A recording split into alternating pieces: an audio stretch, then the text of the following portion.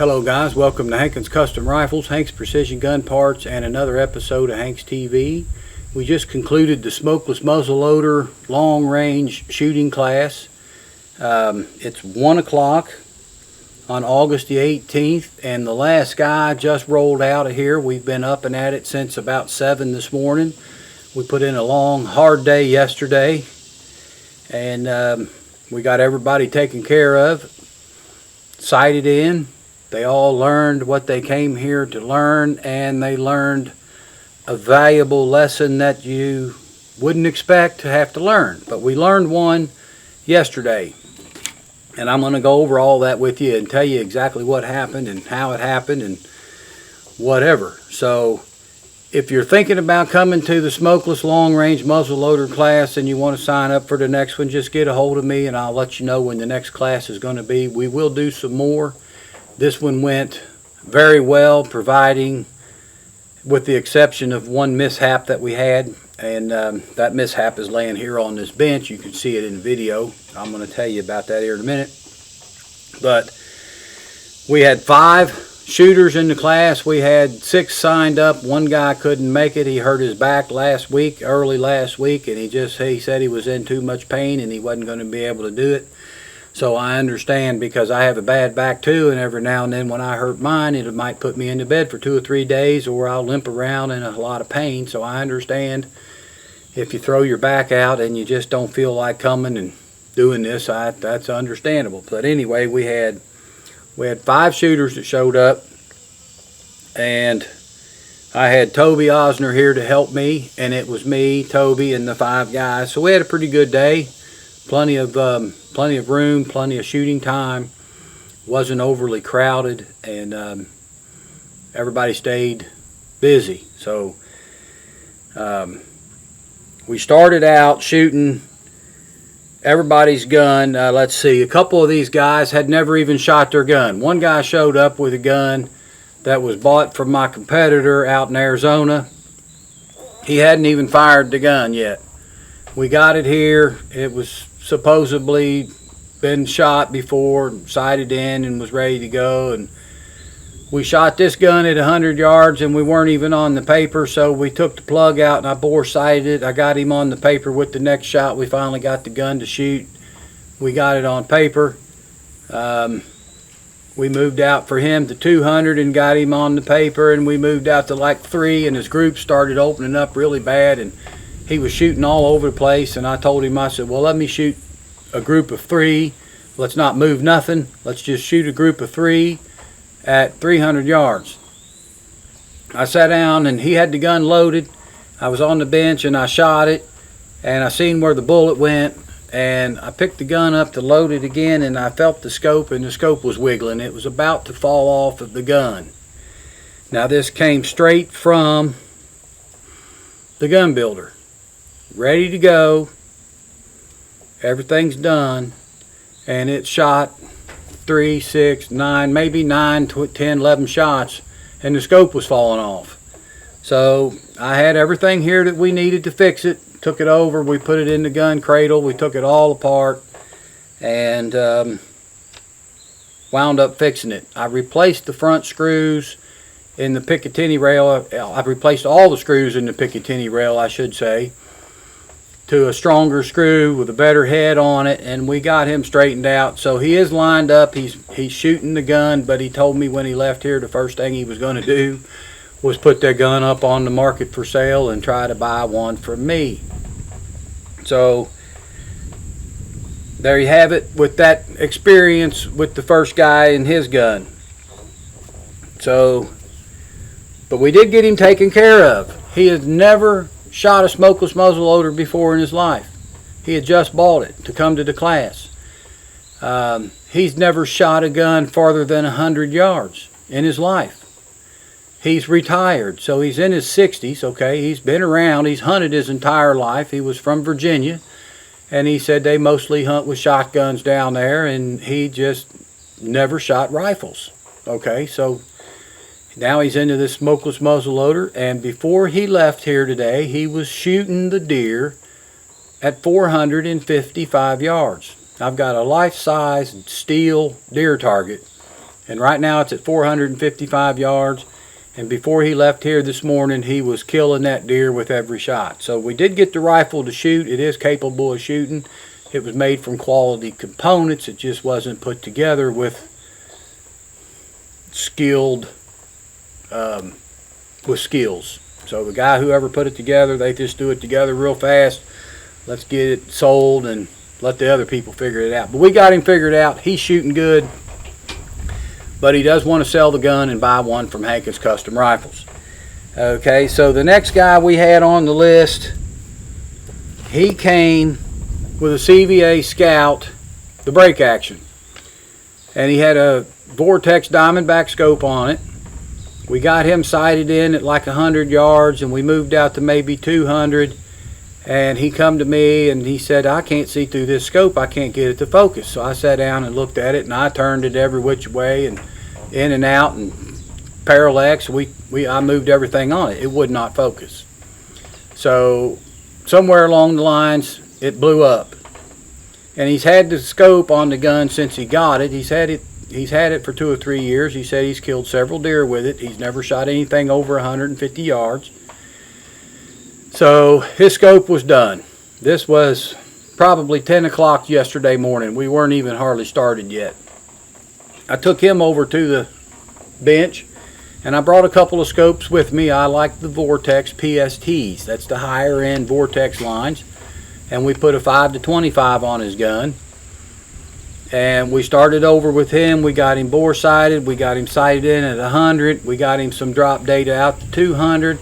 We went to 300. His groups were opening up to about this big at 300 yards. So we're shooting 7, 8 inch groups at 300 yards. And we did not even try to get him to 400 because he was happy. He said, this is a 200 yard deer hunting rifle for me. I'm never going to shoot it no further than that. So we got him pretty good for 200 yards, and he was hitting all the steel at 200 yards. We didn't have a problem. He can kill deer all day long at 200 yards with his CVA Scout. The Scouts to me are really about a 200 yard gun. If you get an exceptionally good one, you might shoot 300 yards and kill deer, but you probably should limit yourself 200, 250, max out, and be happy with that. If you need to shoot any further than that, you need a different rifle. Okay, so then a guy named Craig came to my muzzleloader shoot, to the class. He bought a muzzleloader from me in 2015, I believe, or 16, somewhere along the lines there. So he's had this gun for several years. He came to one of the muzzleloader shoots and brought the gun. He actually picked it up here. He came up here and got it, and he shot it that weekend at the muzzleloader shoot, and he won like first place with this. He'd never shot the gun before in his life. He comes up here, shoots the competition, and he wins first place. I don't know what year that was for sure, but I can go back on Hank's message board and find it because he's listed in there. He said he hadn't shot the gun but once or twice since then. He put it away, got busy with life, got busy with careers and all that, and everything he learned at the shoot he forgot. So he wanted to come back basically for a refresher class, and he came back with the gun. He pulled out all of his old data that we had, the load data, all of his drop charts. He had all that stuff. And minus sizing the bullets and just some general knowledge, he had everything he needed. He just wanted to come back up here and get familiar with the gun and comfortable again before this hunting season, because he had some hunts scheduled out west or somewhere. He's going hunting, and he wanted to make sure that he had this gun tuned in. Every time he pulled the trigger, he hit what he was aiming at. That was with one of my guns that I built years ago. So he was dead on all the way out to 450 yards, and he had drop data in his little ballistic app for like 1,000 yards. So his drop data was dead on from 5, 6, 7, 8 years ago, whenever he was here last. So Craig turned out perfect. He had no problems whatsoever. We had another guy come up here. His name was Adam, and he brought a gun. Lightweight. The whole gun I don't think weighed 8 pounds. 24-inch barrel. He was shooting 300 grain bullets at 2,850 feet per second or so. And he started out with his first shot. He didn't hit the target at 100 yards. We bore sighted him, got him on his next shot pretty close to the bullseye at 100. We fine-tuned him, got him in. He's shooting groups at 100 yards that are 1.5 inches, maybe less, inch groups at 100 yards. So his gun shot good after we got him sighted in. We moved him to 200 yards, moved him to 300, moved him to 400. We got all of his drop data. He wrote all this stuff down on his notebook, and we got him all straightened out. So that was Adam. He was good to go. Okay. We had another guy come to the shoot, and he wanted to buy a rifle. He didn't have one, and I made an offer out there that if you don't have a gun, you want to come to the shoot, kind of just get a feel for it and understand it. If you want to buy one, you can, you can use one of my guns. I'll let you use my gun for the muzzleloader class for $500. I'll supply the bullets, the gun, the whole 9 yards. You can use my personal rifle, and it's $500. If you buy a rifle from me, I'd take that $500 off the price of the rifle. All right, well, this guy comes to the shoot, and he's excited. He wants to do all this stuff, and he's an F-class shooter. He's familiar with guns. He hand loads and all this and whatever. So I gave him my rifle that I was going to use for myself. The last one I had I was going to keep for myself. I put it on the internet, and it sold the next day.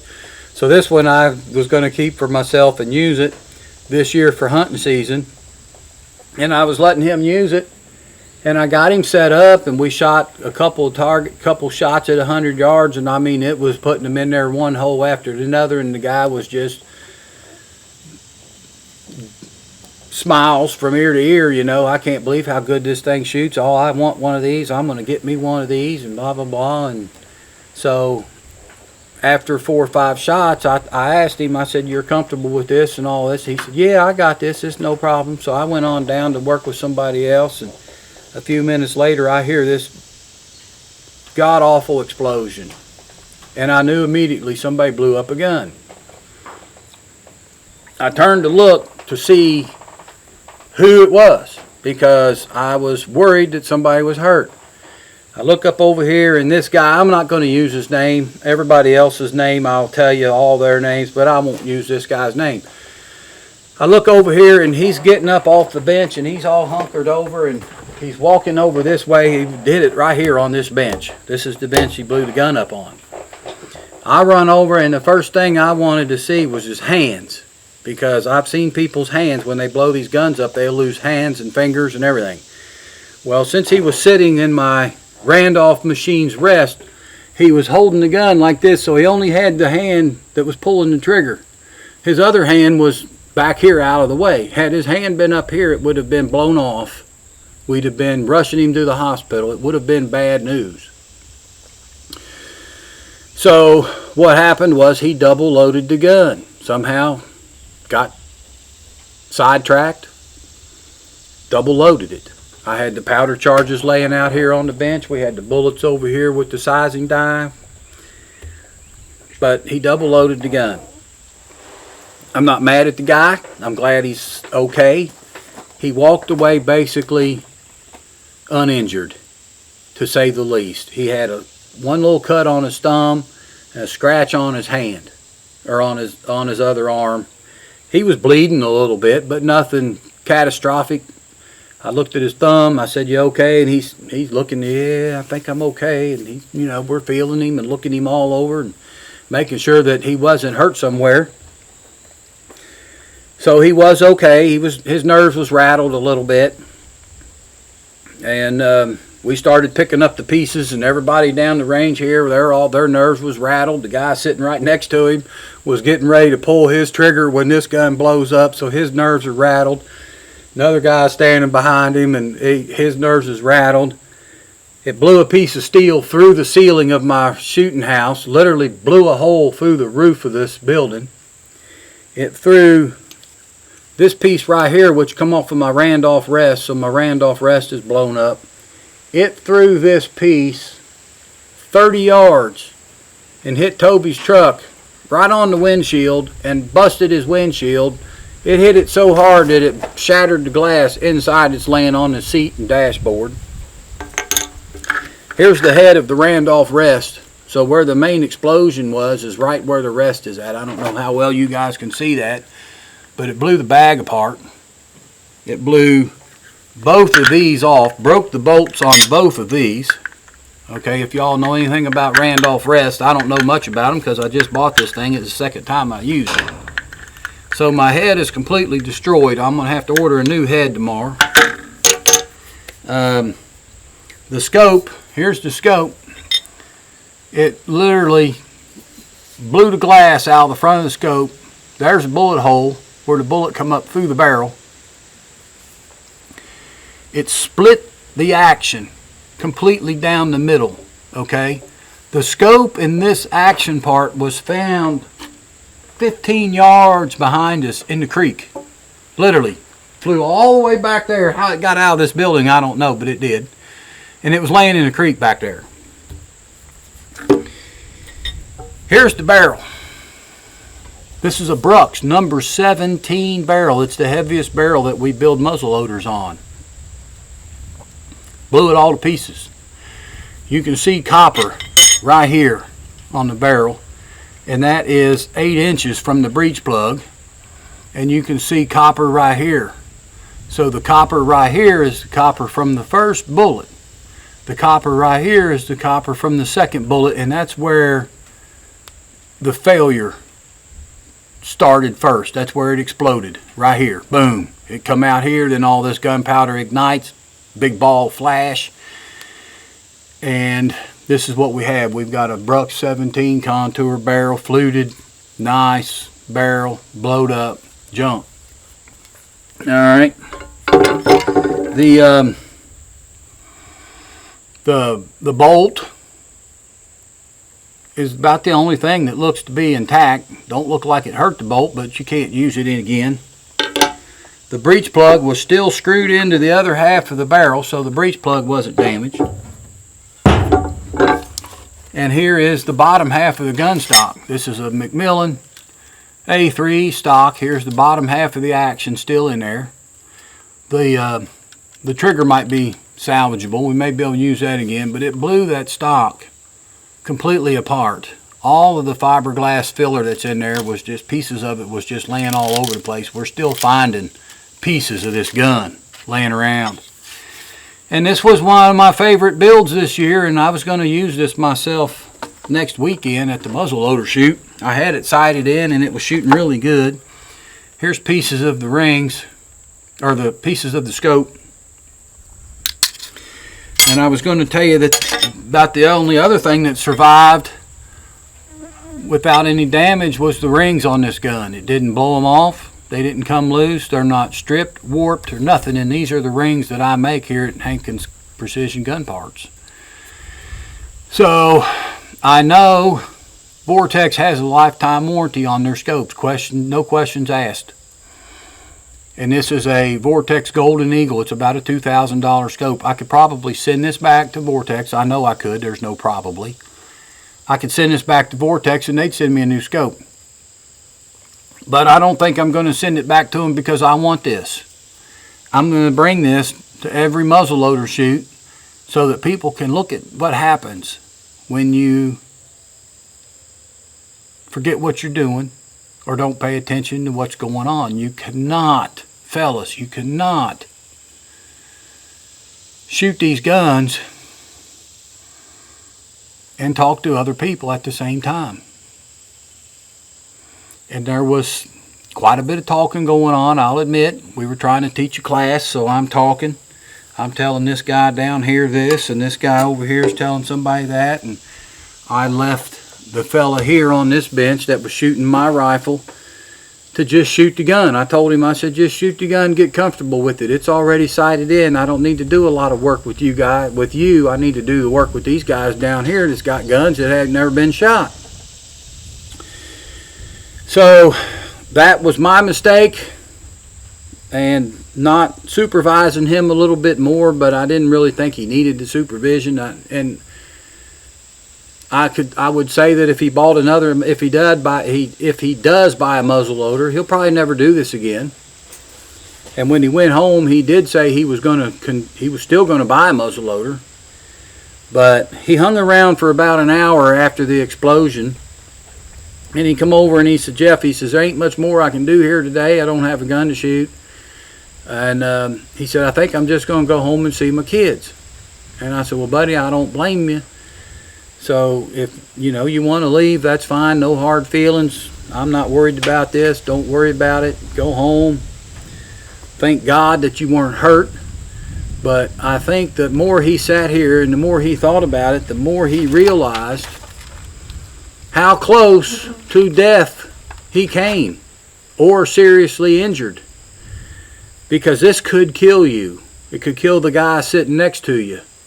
That part that flew all the way over there 30 yards and hit Toby's truck, if that had hit somebody in the head standing over there, at the very least it would have hurt awful bad. I can guarantee it's going to need some stitches, because it takes quite a bit to bust out the windshield on a pickup truck, especially hit it so hard that it shatters the glass all the way through the cab.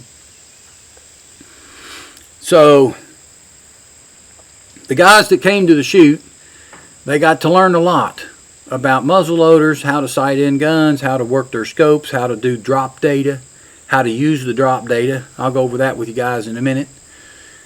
But they also got to learn firsthand.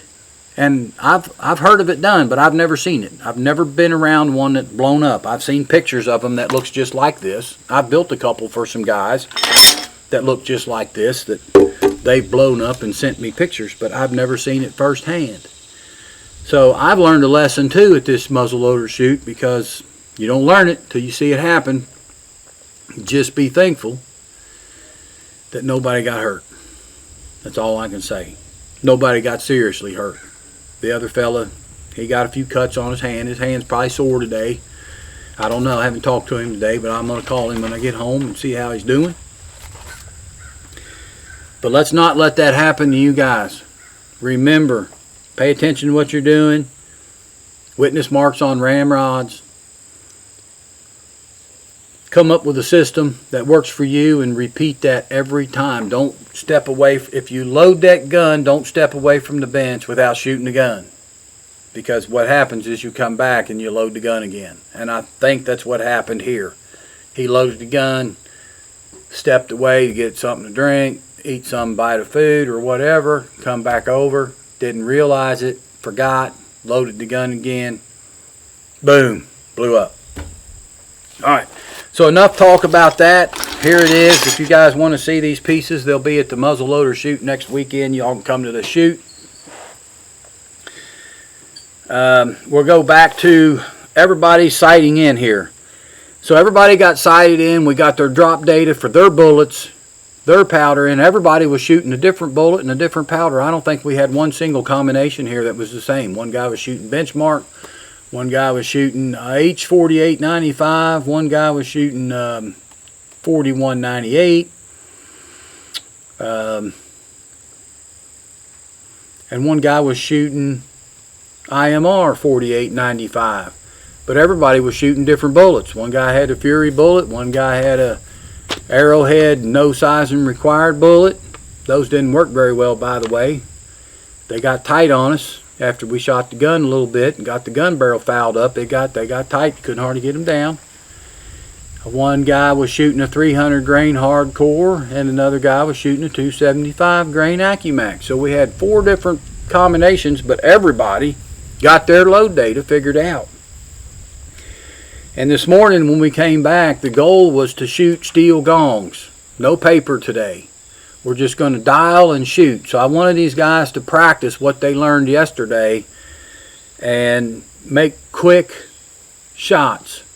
So I got everybody lined up on the target. We got a pig down there. It was 198 yards. So everybody turned their scope for the dope that they had. I told them to use their 200-yard dope. Everybody shot. Everybody drilled the pig, 200 yards. I mean, there's just one dot on the target down there where everybody hit the same spot.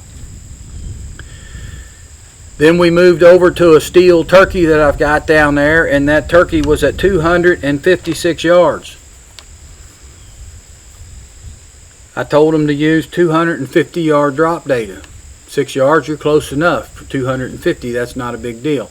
So everybody lined up on the turkey. They all made their shots. Everybody hit the turkey. First shot, 250 yards.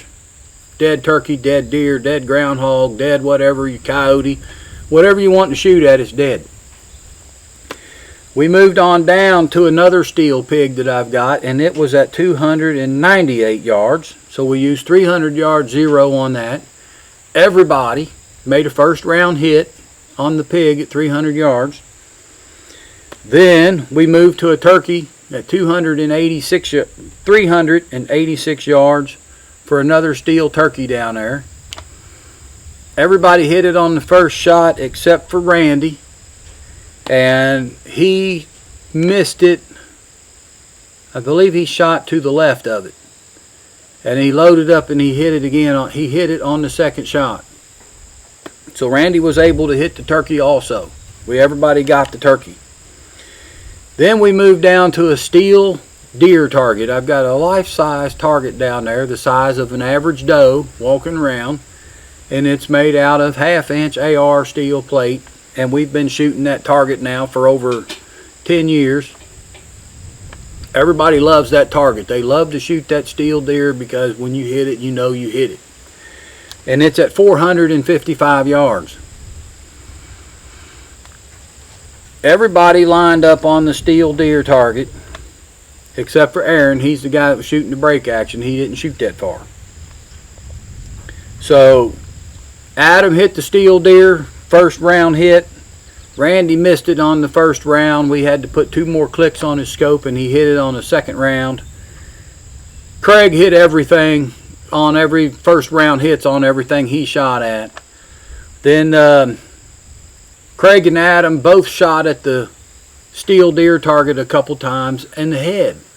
Alright, so they moved up and they're shooting over here at the head of this steel deer target, and every time you hear boom, ting, and they're just shooting this deer in the head at 450 yards. So these guns can do it, fellas, if you do your homework, learn your drop data, and just practice. What you don't want to do is this right here, and it can happen. We're lucky nobody got hurt. So if any of you guys want to come to one of my muzzleloader classes, just let me know. If you want a reference, I'll give you the phone number to all 5 of these guys that came today, and you can all ask them if it was worth their money. I charged $500 to come to this class, and they said it was worth twice that. One guy, Craig, went to a shooting class somewhere, and he told me it cost him like $2,000 for that shooting class. And they sat in the classroom all day, and they shot for 2 hours the next day, and he said didn't learn nothing. So it all depends on what you need to learn and who teaches the class, and if you're actually shooting the guns, or if you're sitting in a classroom looking over BCs and bullet drops and charts and whatever. I don't know what they taught at the class. I wasn't there, but he wasn't satisfied with what it cost to go to that class. And there's classes out there that cost more than that. But anyway, that's going to conclude this video. It went longer than I really wanted it to. I just wanted to do a real quick conclusion on the smokeless muzzleloader class. There will be some more available. I'm going to offer one-on-one classes that'll consist of 1 day with me here at the range with your muzzleloader. I will not offer any more shoot my gun type of deals. If you want to do it, you got to have a gun bought and paid for, because now this gun is blowed up, destroyed, and I got nothing out of it. I'm not going to ask the guy to pay for it. I'm just going to eat the cost of this. It's about $6,900 here plus my rest. I'll just eat that cost and move on about my day and build another rifle for one of you guys. But if you want to come to the class, come to the class. Call me. I'll get you some dates set up. I'll give you some phone numbers if you want to call these guys for references. And until the next time, guys, this will conclude the video. Please give me a thumbs up, subscribe to the YouTube channel. Until the next time, guys, we'll see you later.